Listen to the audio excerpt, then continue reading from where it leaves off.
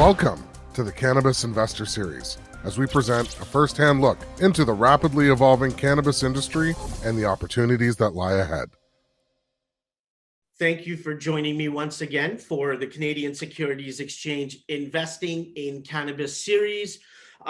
This is a portion of the culture of cannabis consumption.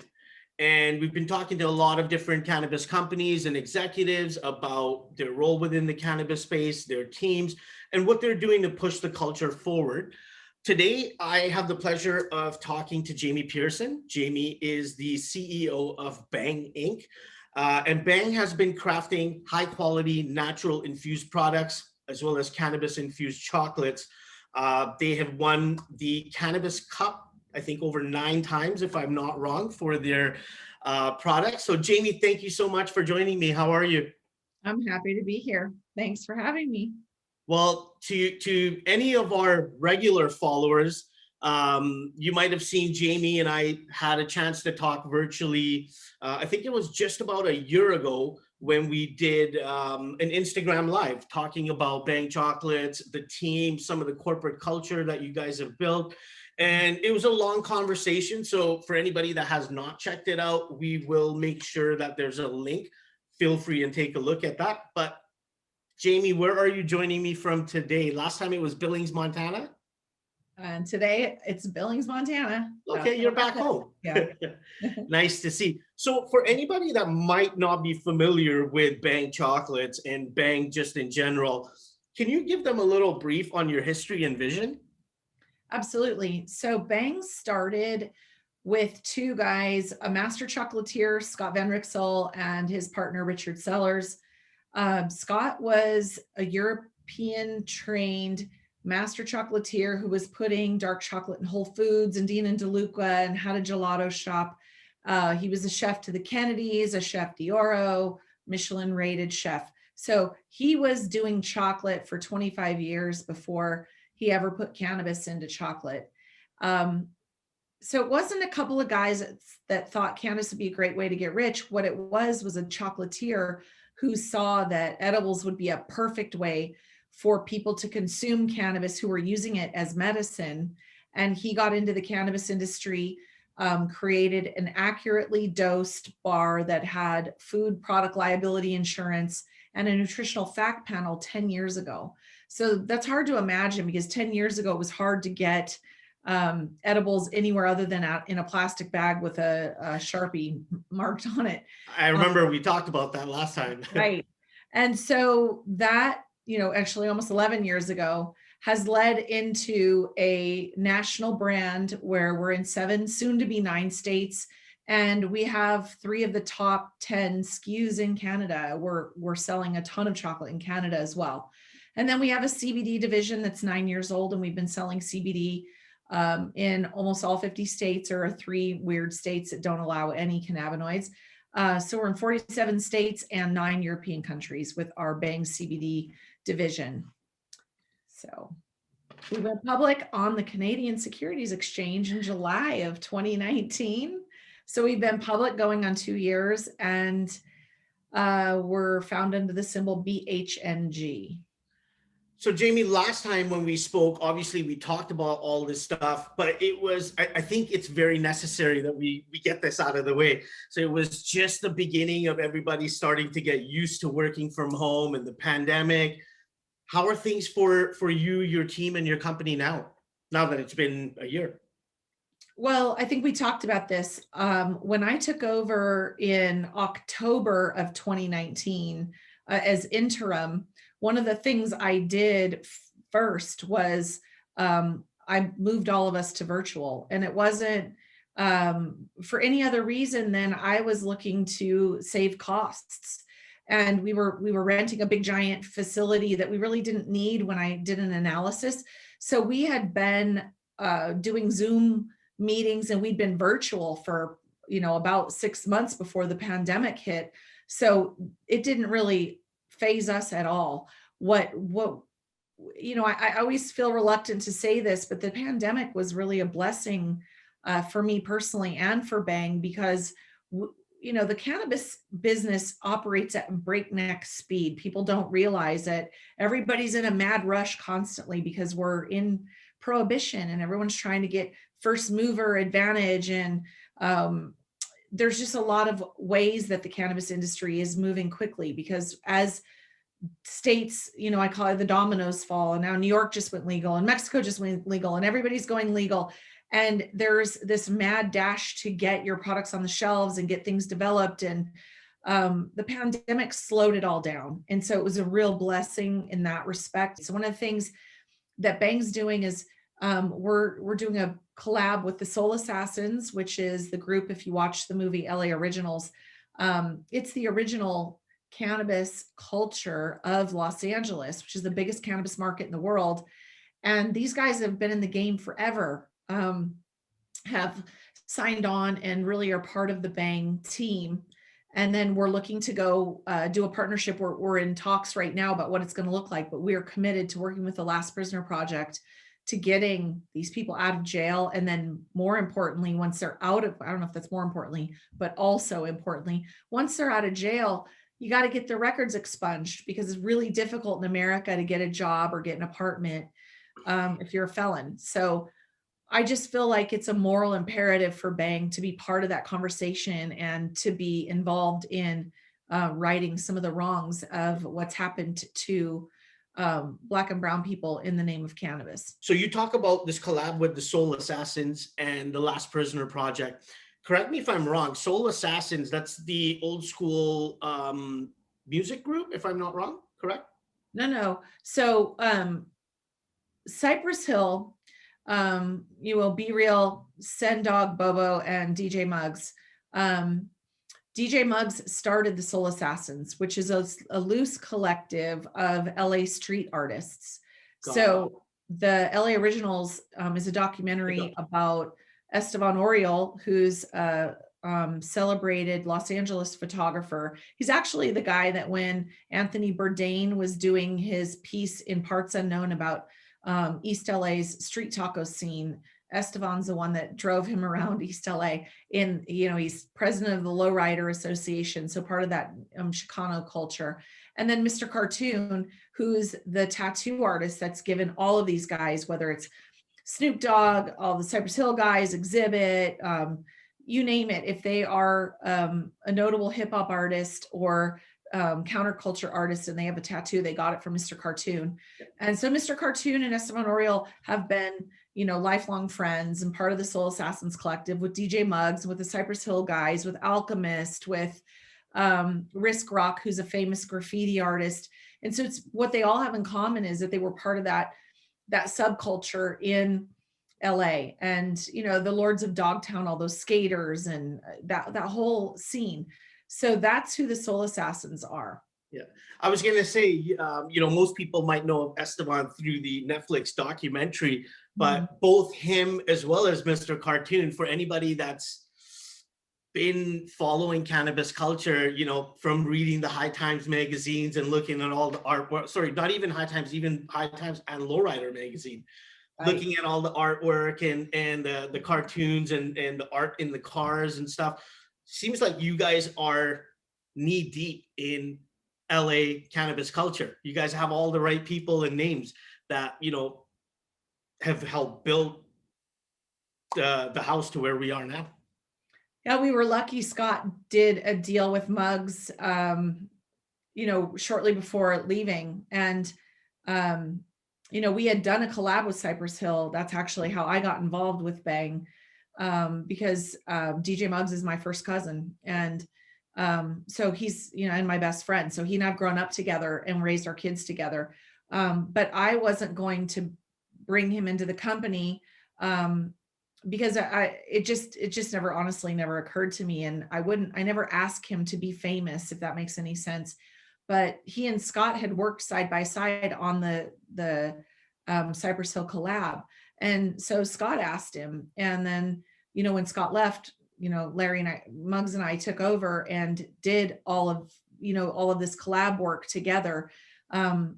And the thing is, what's been really great about it is that they are at the nexus of the cannabis culture, because all of their songs are about getting high and hits from the bong. And this is something that they have been passionate about. They've been activists forever. So it only makes sense that they're out there and that somebody is honoring them. And that's really what we're trying to do, is honor them. But we're doing it in a way that I feel really good about, because this isn't about just capitalizing on their name. What it really is about is that we go do these takeovers at dispensaries, and we work with the bud tenders, who we really view as the frontline workers in the cannabis industry. Because when COVID happened, cannabis was deemed essential in most of America, and rightly so. You wouldn't want to have everyone using cannabis going, if they can't get the access to the way they prefer to medicate or to treat anxiety or treat insomnia or the pain or nausea of chemotherapy. There are a lot of people that use cannabis recreationally, but most of us use cannabis for medical reasons. And you don't want those people going in drug seeking into the medical establishment that at that time was not sure how COVID was going to hit. And so, Bhang was great for a lot of the COVID patients because it's a chocolate, it's accurately dosed, and it has nothing to do with your lungs. So right at the time that we had these conversations with Muggs and the Soul Assassins around doing these collabs, it was also a way to honor the bud tenders, which are that frontline person that when you walk into a dispensary and you want to know what's good and you don't want to smoke, what was important to Muggs and to all of those guys is that the product was good. They wanted to know that if they put their name and their face behind something, that they knew that it was good. We've got 11 years of experience putting amazing chocolate in people's hands, developed by a master chocolatier with 25 years experience and 10 years of cannabis experience. They knew that the product was good. A lot of them use it. They love it. It tastes good. And so it was something that really kind of struck a chord on all of those fronts, where we were able to help the bud tenders, able to help the dispensaries, able to highlight the Soul Assassins and honor them for all the good work that they've done in cannabis. How does your team go about picking which groups you guys will work with and who to take over? Well, first of all, the dispensaries, we have so many dispensaries, like the one with the ice cream truck we did at the Circle in Long Beach. And, it's obviously helpful if they have a parking lot and where we can put the food truck, and some of the dispensaries don't. So it's not that we won't do it for them, but it just requires a little bit more logistical hoop jumping. And then also just the dispensary owners who've been good partners to us for a long time. We like doing those for them just because, it brings a lot of people to the table, and we like giving back, so we pick the partners that have been partners to us as well. And it's a great way to get feedback on the products from the consumers, because you're right there with it. Exactly. And then, the food truck, like the one we did at the Circle, I think we've done a couple with them. We had a vegan Cuban food truck and the ice cream truck. Because, the other thing is we talked to the dispensary about their clientele, and, it wouldn't make sense to go into a predominantly millennial neighborhood that has a lot of vegans and then, have a hamburger truck or something like that. So we're trying to actually provide a service that people want. Yeah.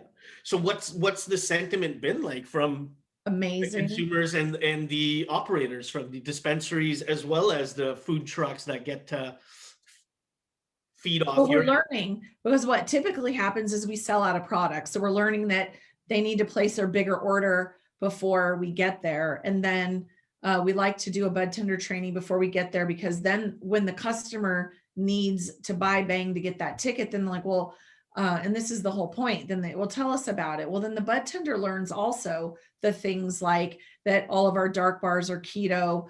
They're all vegan. And then, all the different flavors that we have that are our chocolate's the highest quality chocolate available on the market. So, there's definitely a difference between different chocolates that are out there in the market. And then when the bud tenders get to taste our chocolate and they go, wow, this actually it's amazing. And it doesn't taste like grass covered in chocolate, which, some of our competitors, just haven't gotten it figured out yet.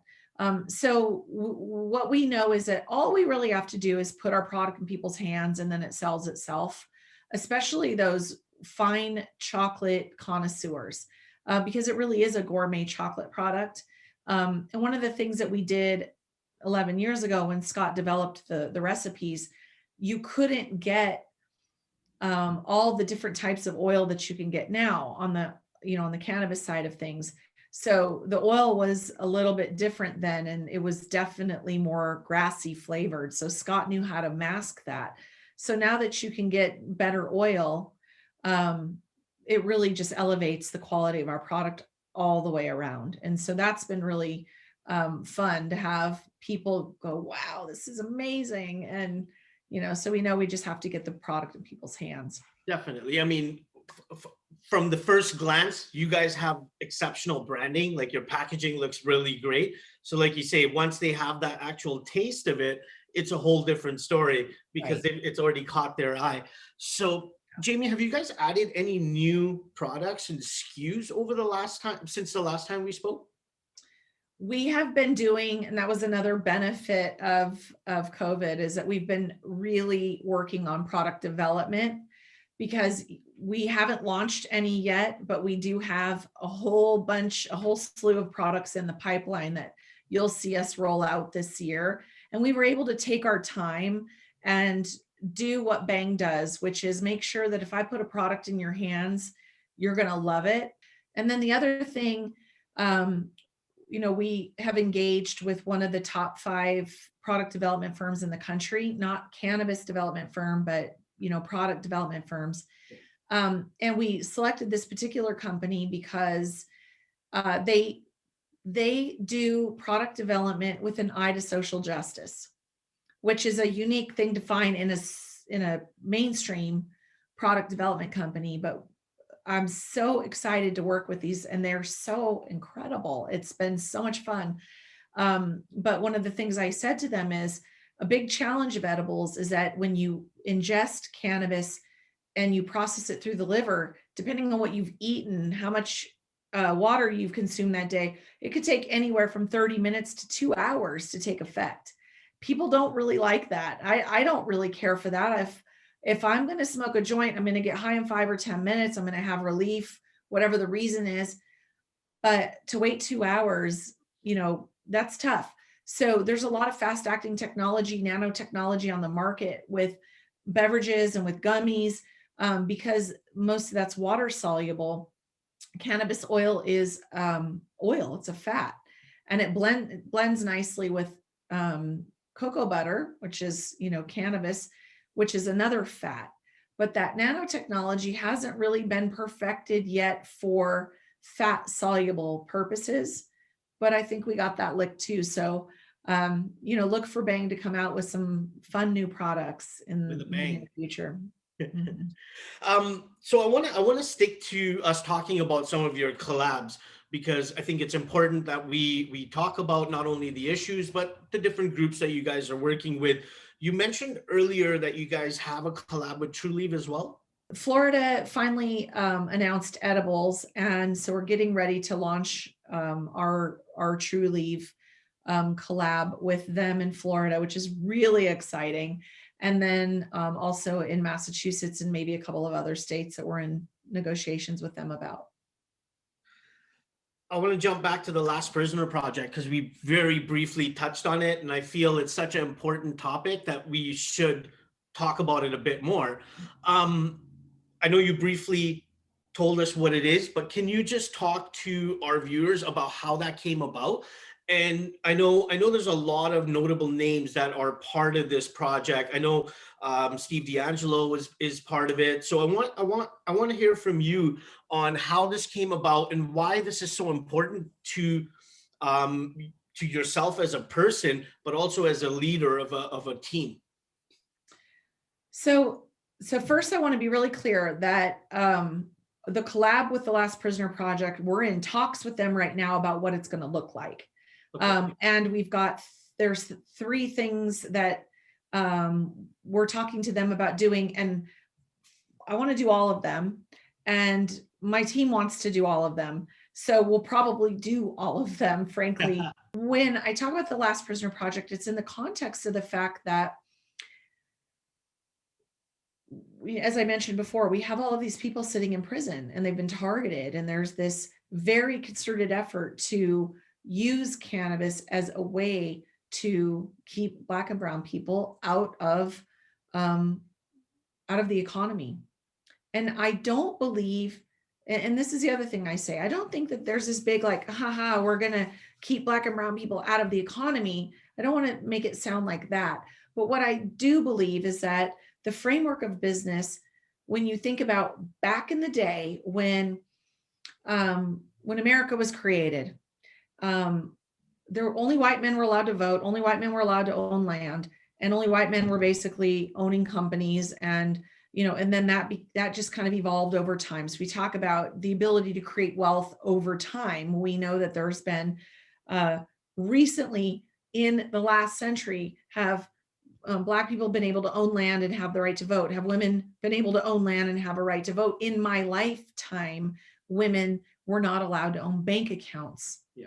When you think about that, in my lifetime, women were not allowed to own bank accounts. In my lifetime, schools were segregated. So there is a catching up that has to happen, but that means that you have to then take people who don't look like you and talk like you and sound like you and give them access.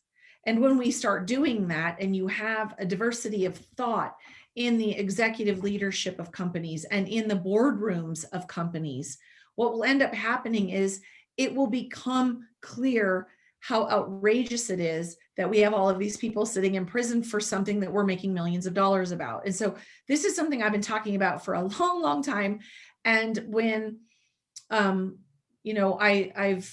through the course of this industry become friendly with Jim Belushi and Steve D'Angelo, and both of them talked to me about this, this organization. And when I really got to know it, I sat on a panel with a woman, Evelyn LaChapelle, who is part of the Last Prisoner Project. She did, I believe, 6 years in federal prison for cashing a check. I mean, when I think about this woman had a college degree, she had a job, she was a mother, and some judge thought it was a good idea when she deposited her boyfriend's check that was somehow related to cannabis. It was a nonviolent crime. It was a first offense, and they thought it was a great idea to put her in prison. And this is the stuff I'm talking about. She got out of prison. They've gotten Corvain Cooper out of prison. They got Michael Thompson out of prison. And when I start seeing them getting people out of prison and expunging records and actually doing this work, I want to support them. I want to support them any way I can. When my director of marketing came back to me and said, "Oh my gosh, this is going to be amazing," it wasn't then my idea. It was something that I had her look into. She learned about it. She got excited about it. She presented it to the team. And then it wasn't Jamie on her soapbox trying to be a do-gooder, which is what typically happens. And then you get resistance as a leader to wanting to do good works. Oh, and this is another thing on my to-do list that we have to do because the CEO wants Bhang to look good. It's not about that. When she came to me and said, "Can we do this?" I'm thinking, yep, we sure can, because this is what I wanted to do anyway. But having it go in that kind of in that order has made it become a project that the team is behind because they see what it can be. And it isn't a top-down initiative. It is now a team effort. And so I feel really good about it. And I know that good things are going to come of it. I must say, Jamie, you and your team deserve a huge kudos for moving this forward. One thing I can say personally from hearing you talk about it, you are very sincere about it and your passion comes across right away. So don't let anyone take that away from you and your team. You guys are doing a great thing and keep at it, because if it wasn't for you guys and the team of the Last Prisoner Project to get this out into the mainstream, it would probably still be happening. And I'm sure it is, And but John, not to that we're extreme. not doing anything. The Last Prisoner Project is doing all of the good work. And there are other organizations out there doing this work. But the thing that I want Bhang to do is use our platform to bring attention to these organizations, being able to talk about them, being able to have people that are in the world. So one of the things I think personally is, and I don't know if you were in that dinner where somebody put Richard Carlton on the spot, saying, hey, you should make sure every single company that's on the Canadian Securities Exchange has diversity in the board before you let them go public. I think that's amazing. I think that's what should be happening. And I don't think it should be happening as a social justice issue. I think this is the other thing that I want people to realize. It should be a humanity issue. It's about profit. I mean, let's be honest. Women make up 85% of all the household purchasing decisions. If you want your company to be profitable, you need to have the voice of a woman in the room. And the statistics are clear. The statistics are clear and the research is clear. The companies that have diversity of thought and diversity of leadership have 33% higher EBITDA. This isn't about just, I mean, look, we can talk about it as an issue where it's the right thing to do, but more importantly, we can talk about it as the right thing to do for your shareholders. Because my job as the CEO of Bhang is to do absolutely anything I can to bring value to my bottom line.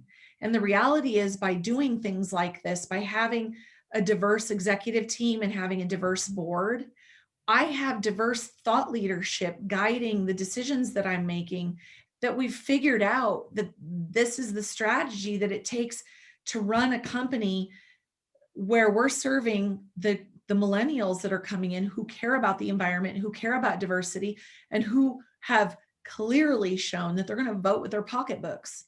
So if I'm going to be an effective CEO of a company, this is the stuff that I got to believe the numbers, and I got to do something about it. And that's really the message that I want to get out there, is that I'm doing these things. Number one, I have the added benefit that I get to look myself in the mirror every night and feel good about the way I'm running the company. But more importantly, I know I'm setting myself up to succeed and my company up to succeed, because these are the things that are effective in generating revenue.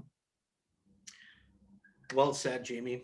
So obviously everybody, well, people should know you are an expert writer. You speak at a lot of cannabis industry events, or just industry events in general. You were one of the High Times 20 most influential women in weed cannabis. So, having all of these accolades and being a part of the industry, I know you mentioned to me that you also have a mentorship program that you guys put together. Can we talk a bit about that? I was a real estate executive for 25 years before I got into cannabis. And in the real estate industry, like I do in Bhang, I was very community minded. So one of the things that happened in my real estate career is I learned that having a mentor really elevated my game. And then also mentoring people, ironically, also elevated my game, because what happens is when somebody who's been there, done that, helps your learning curve go faster, obviously you benefit from that. But when you are working with somebody who's brand new, you get to see the industry through brand new eyes again. And that's a real gift, because they also come in a different period of time. And that when I mentor people, I get so much more out of it than I think they do, because they're giving me a glimpse into the cannabis industry through different eyes, and through the eyes of somebody brand new. And they get to say, oh, did you hear about this? Or did you hear about that? And invariably their information is going to come from different sources. So it's been really good for me to be mentoring people in the industry. And I'm a big believer in it. And so, yeah, it is definitely something where I realize my most valuable commodity as a CEO is my time. So I'm very, very aware that when I'm mentoring somebody, there has to be something in it for Bhang and for Jamie. And I can say with confidence that it's helped me elevate my game. And the people that I mentor, there's nothing more gratifying than watching them succeed and win. So I've been really blessed and fortunate that I've had some great mentees that are out there doing amazing things. Well said. Signs of a true leader. So obviously, Jamie, we're talking around the culture of consumption, cannabis. Where can our viewers go to find more information on your delicious chocolates, the other products that you guys have, the different locations they might be able to access these, and then obviously some of these takeovers, should they be local to that area? Where can they keep up with info on what your team is doing? Sure. Our website's bangnation.com. Our CBD products can be purchased at bangcbd.com. You can find us on socials at bang.chocolate and bang.socal.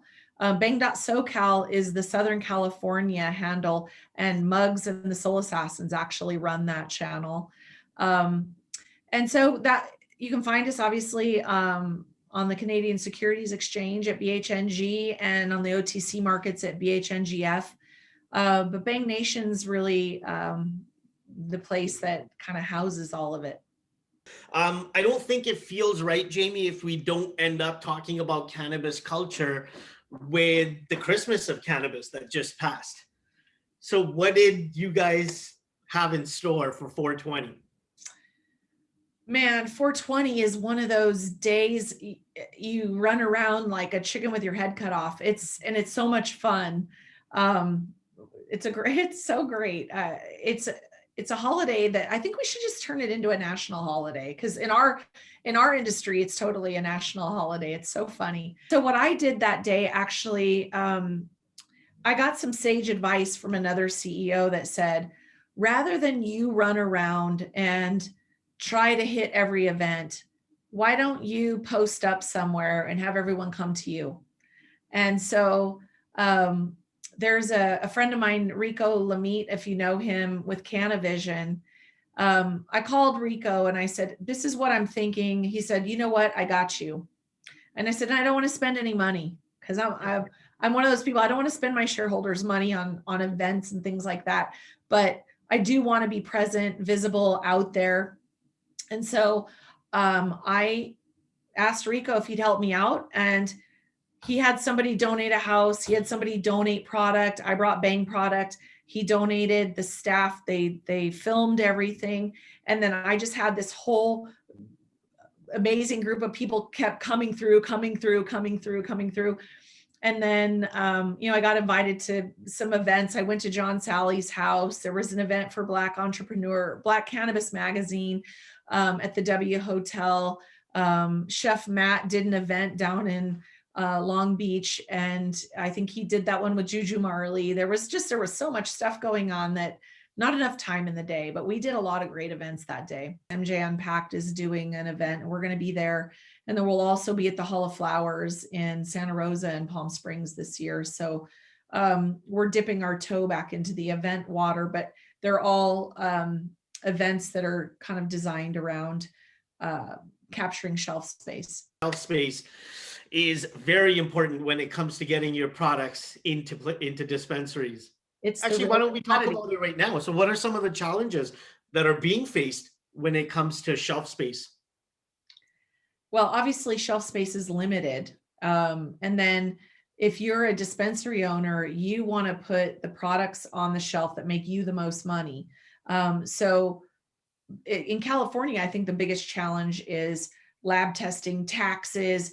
You can take a product that doesn't cost you very much to produce, and by the time the consumer gets it, it's so expensive because there's all these layers of, they tax you at every layer. They tax you when you buy your oil. They tax you when you manufacture your product. They tax you when the distro picks it up. They tax you at the retail level. So, if you're buying a $20 product, there's literally about, $12 in taxes on that $20 product in California.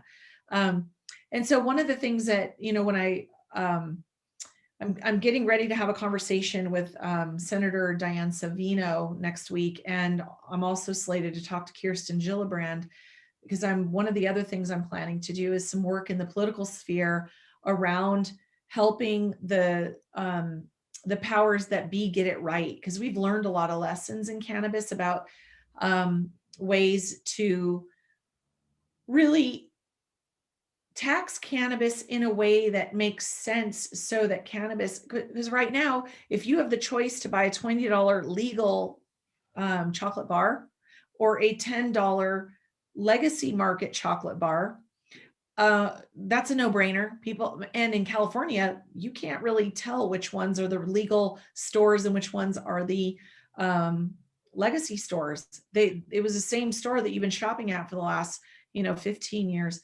So California hasn't figured out yet that $12 of tax they're making on my chocolate bar, they could be making, instead of $12 on one bar, they could be making $5 on 100 bars if they would open up the industry to all of those legacy shops and allow them to come in and be legal. And so, I'm doing some consulting for the government agencies to really talk about ways to do that keep the consumer safe, because it's not safe to buy the $10 chocolate bar that's not lab tested and not taxed. But there's a way to have a $10 chocolate bar that's lab tested and taxed if you put some common sense policies in place. So that's kind of what's next for me down the pike, is I realize that will benefit Bhang tremendously, because right now there's 1,000 stores in California, for example. Well, there's actually 3,000 stores or maybe 4,000 stores in California. And if we can get all 4,000 stores available to be putting on shelf, I've immediately 4x'd my shelf space. But in order for me to get that done, I've got to go do some of that legislative work. And then the product is also tested. It's like, what you're getting, even though it's, right. I think I read it was 70% of consumers, and it could be an older article. I think it was about 70% of consumers were still utilizing the legacy market.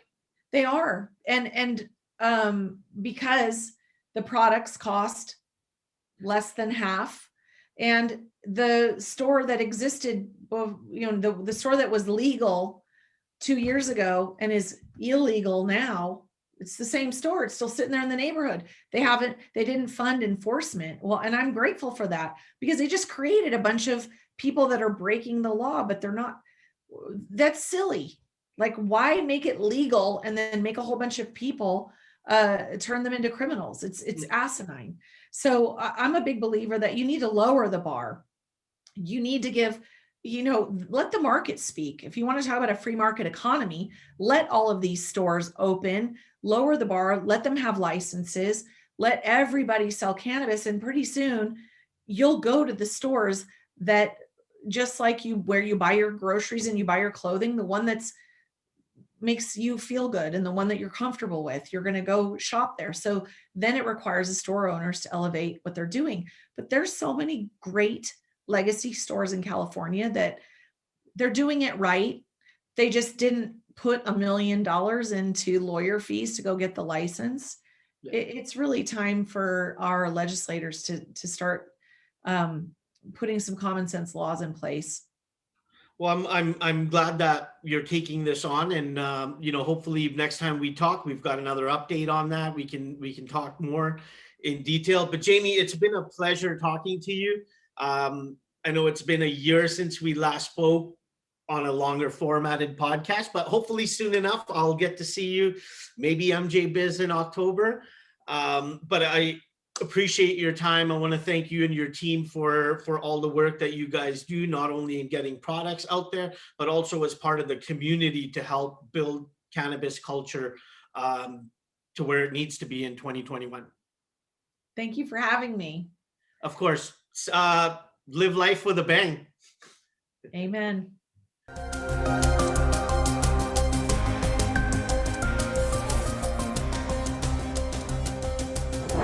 This is the Cannabis Investor Series.